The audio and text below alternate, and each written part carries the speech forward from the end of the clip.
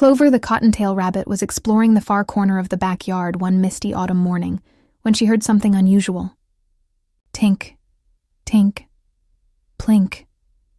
She stopped hopping and wiggled her ears. What was that sound? Tink, tink, plink. There it was again.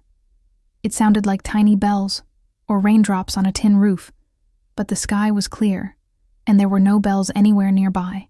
Clover followed the sound with her nose twitching curiously. It led her to the old stone wall covered in orange and yellow ivy. And there, on one particular stone, she saw water droplets falling. Tink, tink, plink, each one making a different musical note. "How wonderful," Clover whispered. "A singing stone." She sat down to listen, and the sound was so peaceful and pretty that she closed her eyes and smiled. "What are you doing, Clover?" Clover's eyes popped open. It was Tucker the turtle, slowly making his way along the base of the wall. "Oh, Tucker, come listen to this stone. It's singing." Tucker tilted his head and listened carefully. Tink, tink, plink. "Well, would you look at that?" Tucker said in his slow, thoughtful way.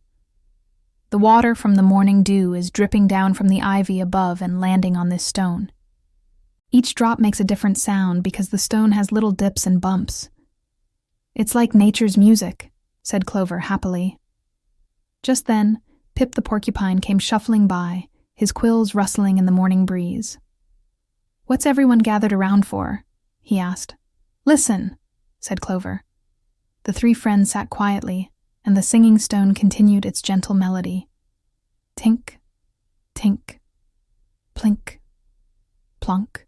"That's the loveliest sound I've heard all autumn," Pip said softly. "It reminds me of the rain on the roof of my den." "It makes me think of streams bubbling over rocks," added Tucker. "It makes me want to dance," said Clover. And she did a little hop spin that made her friends chuckle. As they listened, more animals began to notice the gathering. Marina the mourning dove flew down from the roof of the nearby shed. "What's happening here?" she cooed gently. "We found a singing stone," Clover explained excitedly. Marina listened to the delicate sounds. "Oh my, that is special. You know what? My voice might sound nice with it. May I try?" "Yes, please," said all three friends. Marina began to coo her soft, gentle song, and something magical happened.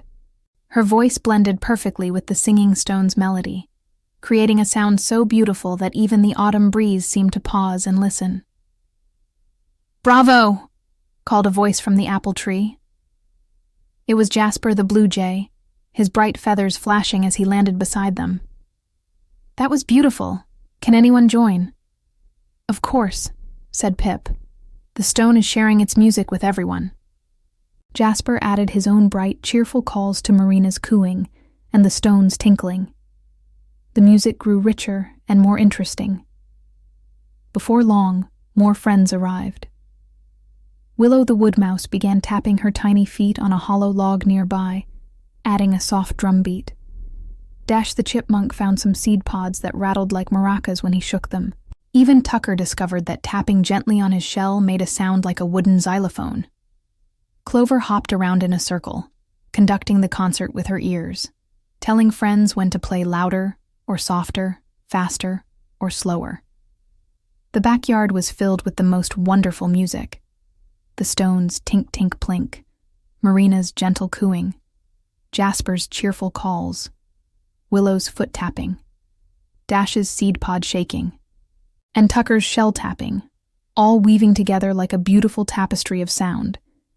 From her burrow beneath the rose bush, old Hazel the hedgehog poked her snout out.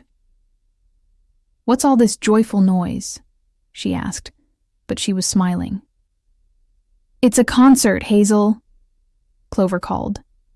"The singing stone started it, and now we're all making music together." "How delightful," Hazel said. "You know, when I was a young hedgehog, I used to hum. I haven't done it in years, but perhaps—" She began to hum a low, warm melody that reminded everyone of cozy evenings and warm nests. The music grew and swirled around the backyard. Leaves seemed to fall in rhythm, and even the late-season bees buzzed in time as they visited the last autumn flowers. But then, gradually, the singing stone began to grow quieter. Tink. Tink. The drops were getting smaller and farther apart as the dew dried in the morning sun. Plink. One last drop fell, making one final beautiful note. And then silence. For a moment, all the animals were quiet, sad that the music had ended. "Well," said Tucker thoughtfully, "that was nice while it lasted." But Clover's nose was twitching with excitement. "Don't you see? The stone will sing again tomorrow morning when there's dew. And the next day, all through autumn." "That's true," said Pip, his quills perking up. "So we can have concerts every morning," Marina cooed happily. "Wait," said Jasper, tilting his bright blue head. "We don't need the stone to make music together. We can do it any time we want. The stone just reminded us how."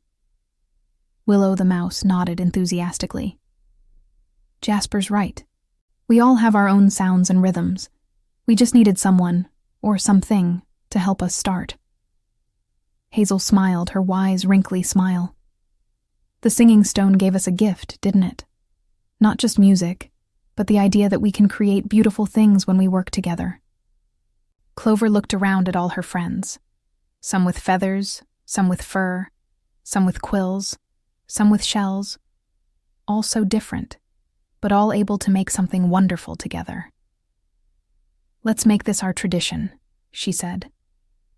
"Every misty autumn—" "Hooray!" everyone cheered. And so, every misty morning that autumn, the animals would gather by the old stone wall. Sometimes the stone sang with them when the dew was heavy. Sometimes it was quiet. But the friends always made music together, cooing, calling, tapping, rustling, and humming their way through the beautiful autumn season. The singing stone had taught them something important. The best music isn't made by one voice alone, but by many voices joining together, each one adding its own special sound to create something none of them could make by themselves. And on the very last morning of autumn, before the first snow fell, they all gathered one more time.